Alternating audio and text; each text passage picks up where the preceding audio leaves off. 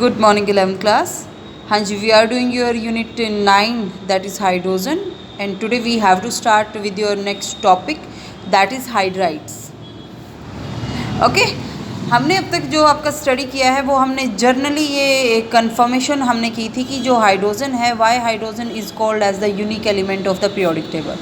ठीक है, उसको हमने आपका फर्स्ट पोजीशन पे रखा है. ना तो उसको हम एल्कली मेटल में इंक्लूड कर सकते हैं, ना हम उसको ग्रुप 17 में, क्योंकि कुछ प्रॉपर्टी बेशक उसकी मैच करते हो ग्रुप 1 या ग्रुप 17 के साथ, बट फिर भी बहुत सारी प्रॉपर्टीज़ ऐसी होती हैं जो आपकी डिफरेंट होती हैं दोनों के दोनों ग्रुप से.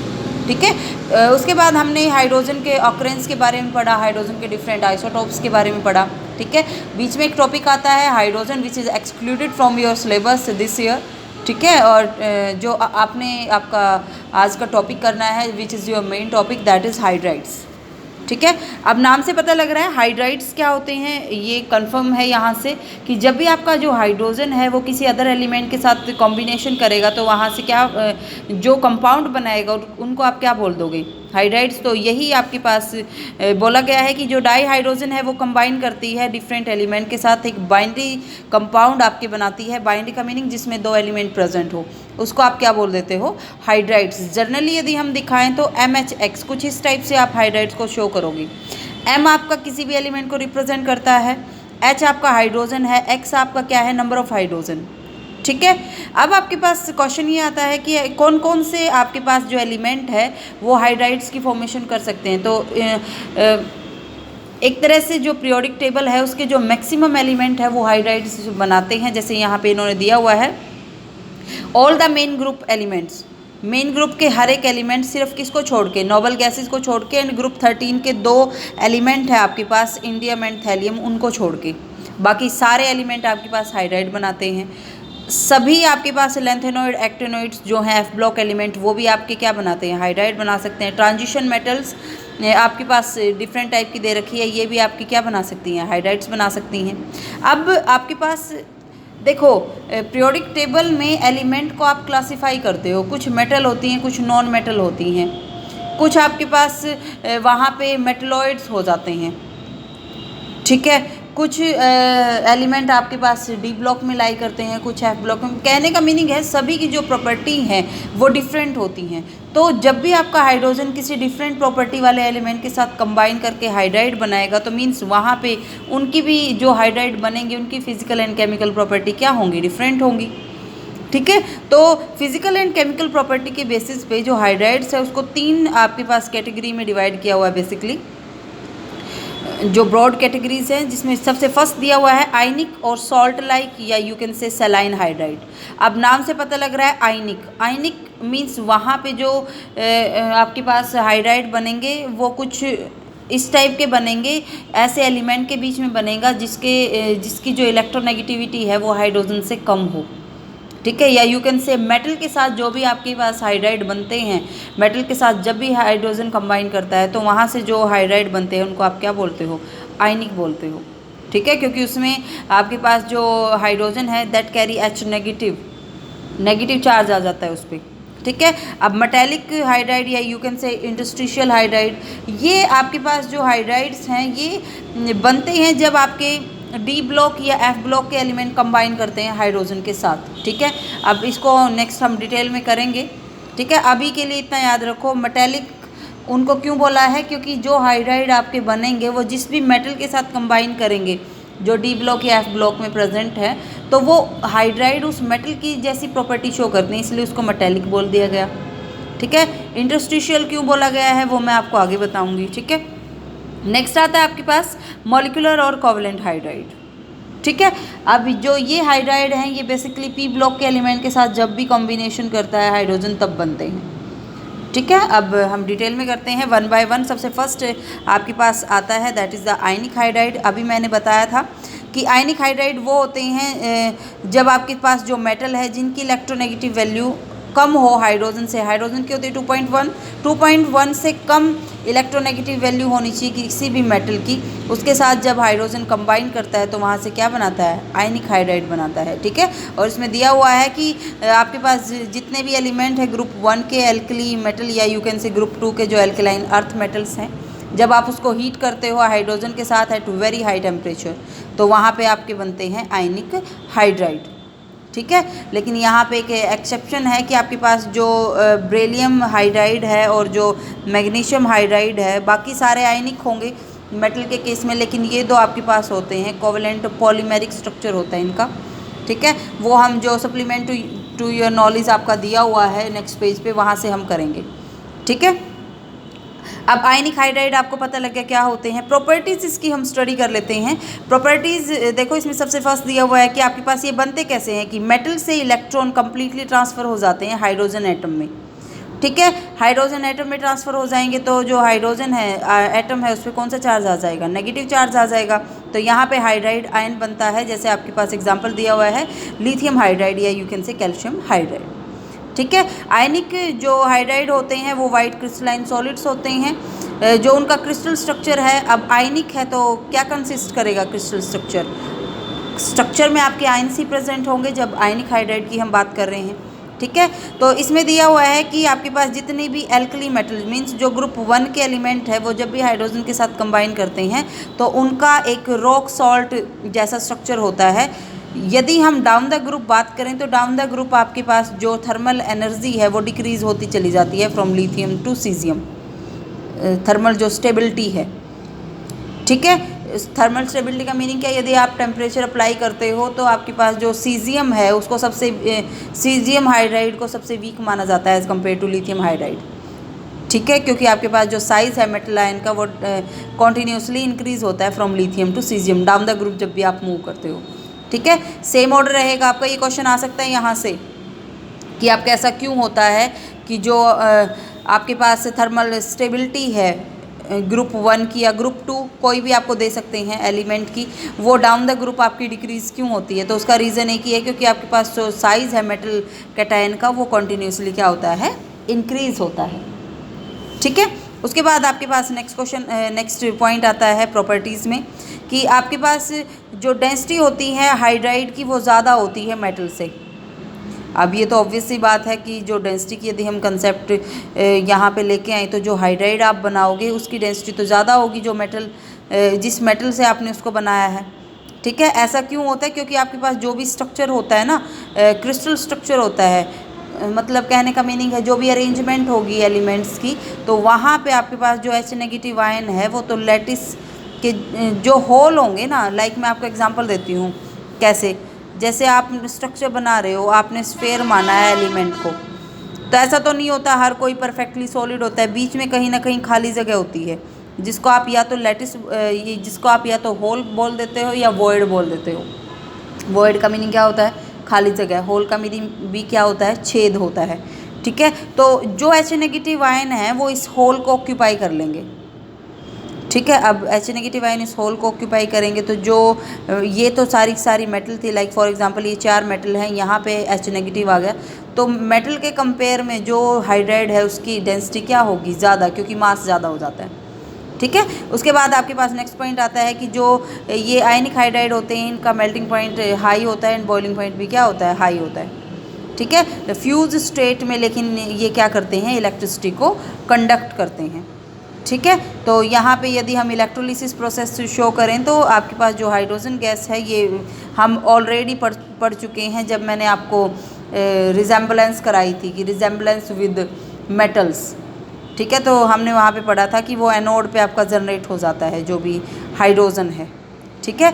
उसके बाद आपके पास नेक्स्ट पॉइंट आता है कि जो आपके पास आयनिक हाइड्राइड होते हैं उसकी हीट ऑफ फॉर्मेशन बहुत ज़्यादा होती है क्योंकि we have to apply a lot of temperature, ठीक है। और ऑलवेज क्या होते हैं, स्टिक्योमेट्रिक होते हैं। स्टिक्योमेट्रिक का मीनिंग होता है एक परफेक्ट रेशो में प्रेजेंट होते हैं मेटल के साथ हाइड्रोजन जो आयन प्रेजेंट होता है, हाइड्राइड आयन, ठीक है। इसने कहा है कि लिथियम हाइड्राइड को छोड़ के बाकी जितने भी हाइड्राइड हैं वो आपके जब आप स्ट्रॉन्ग हीट करोगे तो वो आपके बर्न हो जाते हैं, ठीक है, और डिकम्पोज होके आपके प्रोड्यूस कर देते हैं वही मेटल एंड हाइड्रोजन, ठीक है, सिर्फ एक लिथियम हाइड्राइड को छोड़ के, ठीक है। उसके बाद नेक्स्ट पॉइंट आपके पास आता है वाटर के साथ यदि हम रिएक्शन की बात करें आयनिक हाइड्राइड की, तो वो आपके पास वाटर के साथ वॉलेंटली आपकी रिएक्ट करते हैं और क्या बना देते हैं, हाइड्रोक्साइड्स बना देते हैं, ठीक है। तो इसीलिए आप क्या बोलते हो कि वो स्ट्रॉन्ग बेस की तरह भी आप यूज़ कर सकते हैं उनको। ठीक है, इसमें एक ये कंसेप्ट बहुत ज़्यादा इम्पॉर्टेंट है, ये क्वेश्चन आपको पता भी होना चाहिए कि जब भी आप क्या करते हो, देखो आयनिक हाइड्राइड को आपने रिएक्शन कराई, हाइड्रोलिसिस प्रोसेस से गो थ्रू कराया, वाटर के साथ रिएक्शन कराई, तो वहाँ से उन्होंने बेस प्रोड्यूस किया, साथ में वो हाइड्रोजन गैस प्रोड्यूस करते हैं। अभी जो ये हाइड्रोजन प्रोड्यूस की ये जो रिएक्शन होती है ये बहुत ज़्यादा एक्सोथर्मिक नेचर की होती है, क्योंकि यहाँ से आपकी हाइड्रोजन गैस जो प्रोड्यूस हो रही है वो फायर को कैच कर लेती है। अब क्वेश्चन ये आता है कि यदि आप वहाँ पे यूज़ करते हो फायर एक्सटिंग्विशर, यदि आप यूज़ करते हो CO2 का आप यूज़ करते हो, तो फायर को आप कंट्रोल नहीं कर सकते CO2 गैस के साथ। ऐसा क्यों होता है? ऐसा इसलिए होता है क्योंकि CO2 है वो रिड्यूस हो जाती है, जो मेटल हाइड्राइड आपके पास हैं वो CO2 को रिड्यूस कर देते हैं। अब CO2 को रिड्यूस यदि कर देंगे तो जो उसकी एक्चुअल प्रॉपर्टी है कि उसको फायर को कंट्रोल करना है वो तो क्या हो जाएगी, उससे तो वो डेविएट हो जाएगी।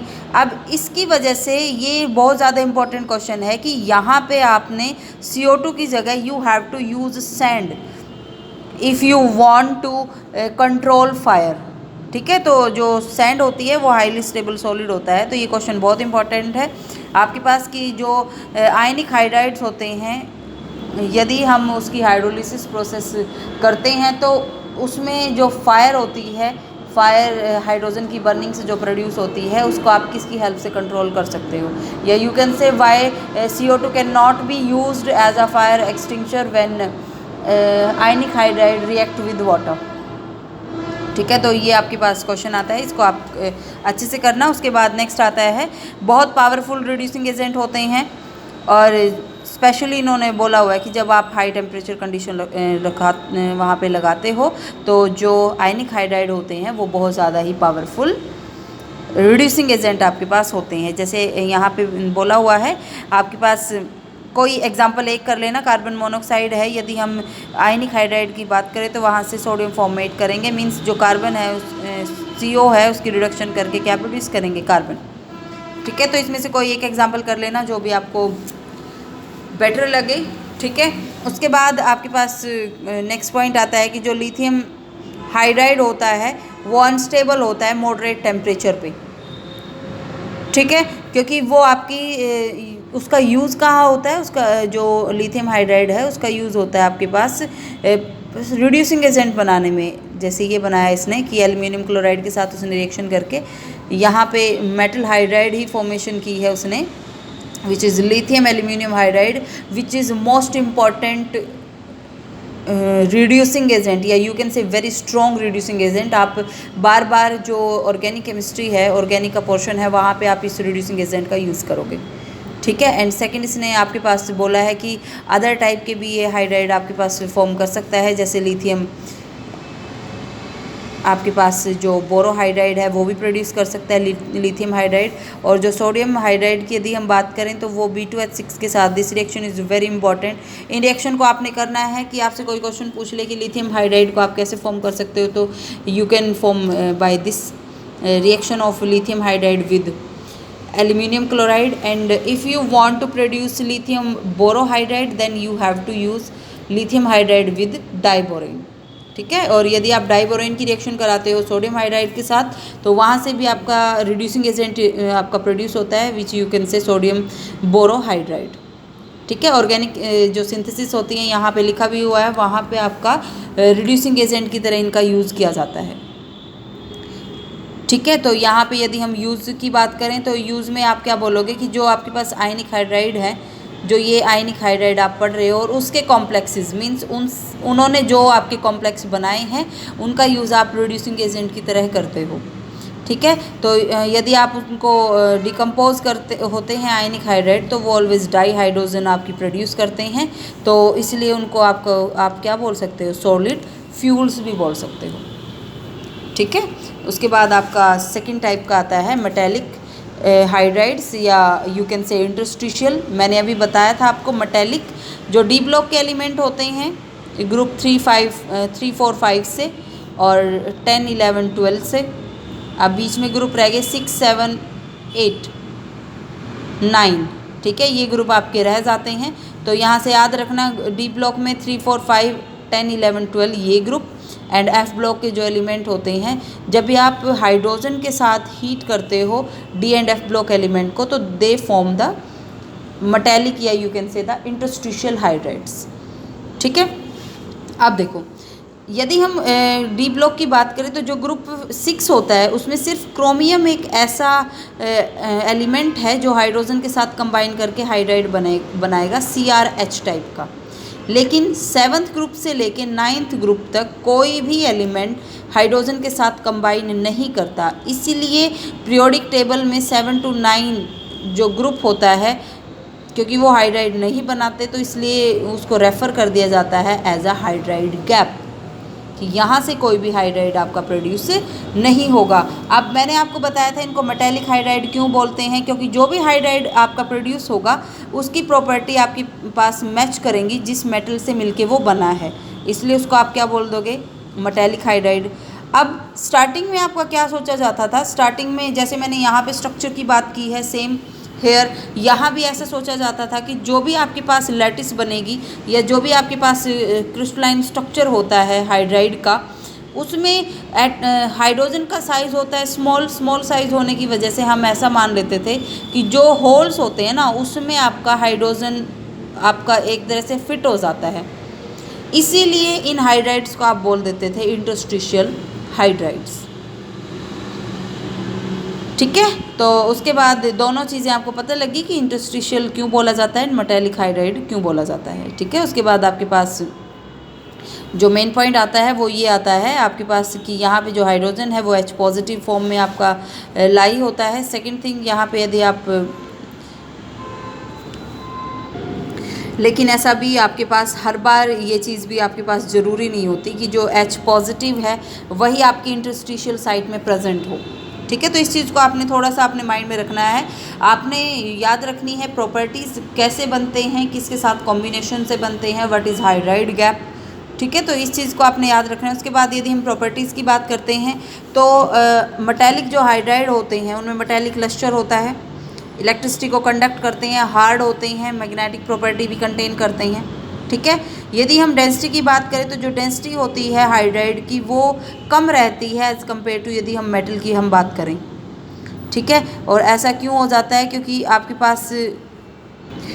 आपके पास जो क्रिस्टल लैटिस होती है वो हाइड्रोजन के इंक्लूजन की वजह से क्या हो जाती है, एक्सपैंड हो जाती है। एक्सपैंड होने का मीनिंग क्या, डेंसिटी का फॉर्मूला क्या होता है, मास बाय वॉल्यूम। अब जो लैटिस है वो एक्सपैंड हुई तो मीन्स उसकी वॉल्यूम ज़्यादा हुई, वॉल्यूम ज़्यादा होने की वजह से डेंसिटी आपकी क्या हो जाती है, कम हो जाती है। ठीक है, और आपने आयनिक हाइड्राइड में पढ़ा था दे आर स्टोकियोमेट्रिक, बट स्टोकियोमेट्रिक का मीनिंग मैंने क्या बताया था, एक पर्टिकुलर रेशो में, प्रॉपर रेशो में प्रेजेंट। लेकिन जो ये हाइड्राइड होते हैं मेटेलिक, ये नॉन स्टोकियोमेट्रिक होते हैं। फॉर एग्जांपल नॉन स्टोकियोमेट्रिक का मीनिंग क्या होता है, जैसे आपका दिखाया हुआ है लिथियम LaH2 0.87, मतलब लिथियम 1 है तो हाइड्रोजन 2.87 होगा, फ्रैक्शंस में होता है। ठीक है, तो इस टाइप के जो हाइड्राइड होते हैं उसको आप क्या बोल देते हो, नॉन स्टोकियोमेट्रिक बोल देते हो। ठीक है, और उसके बाद यदि आप यूजेस की बात करते हो तो यूजेस, सबसे इम्पोर्टेंट यूज़ इसका एक ही है कि ये आपका स्टोरेज ऑफ हाइड्रोजन का काम करता है, मतलब हाइड्रोजन को स्टोर करके रखते हैं। इस टाइप के जो आपके पास मेटेलिक हाइड्राइड्स होते हैं कैसे करते हैं वो मैं आपको बताती हूँ। देखो इंटरस्टिशियल, अब यहाँ पे हमने क्या पढ़ा था कि इंटरस्टिशियल हाइड्राइड्स में हाइड्रोजन आपकी इंक्लूड हो जाती है लैटिस के अंदर, जिसकी वजह से जो लैटिस है वो फैल जाती है। एक्सपैंड का मीनिंग क्या होता है, फैल जाना, मीन्स वॉल्यूम ज़्यादा हो जाती है उसकी। अब जो इंटरस्टिशियल आपके पास हाइड्राइड होते हैं उसमें मेटल एब्जॉर्ब करती है हाइड्रोजन को। हाइड्रोजन को एब्जॉर्ब करने की जो प्रॉपर्टी होती है मेटल की, कि किसी भी मेटल के सरफेस पे जब हाइड्रोजन आती है उसको आप ऑकल्जन प्रोसेस बोलते हो। ठीक है, अब इस प्रॉपर्टी की वजह से क्या होगा कि ये तो यहाँ से तो साफ़ी पता लग रहा है कि हाइड्रोजन को वो स्टोर कर रही है अपनी लैटिस के अंदर, तो इसलिए इसको आप क्या बोलोगे, सोर्स ऑफ एनर्जी की तरह एक्ट करेंगे ये इस टाइप के। और यहाँ पे एक ट्रेंड दिया हुआ है कि जो हाइड्रोजन का एब्जॉर्ब होना है ना किसी सरफेस पे, अब मेटल आपके पास अलग अलग टाइप की होती है, वो डिपेंड करता है आपकी कि जो मेटल है वो किस टाइप की है। और यहाँ पे इन्होंने बता रखा है कि जो कोलेडाइल प्लेटिनम होता है उसकी सबसे ज़्यादा हाइड्रोजन को एब्जॉर्ब करता है, फिर प्लेटिनम, फिर प्लेटिनम, गोल्ड, निकल। ठीक है, और यहाँ पे इसने दिया हुआ है कि यदि आप क्या करते हो, रेड हॉट प्लेटिनम को कूल करते हो हाइड्रोजन के साथ, तो ये कम से कम 935 टाइम्स आपके पास जो हाइड्रोजन 935 गुना हाइड्रोजन को एब्जॉर्ब कर सकता है अपने सरफेस पे।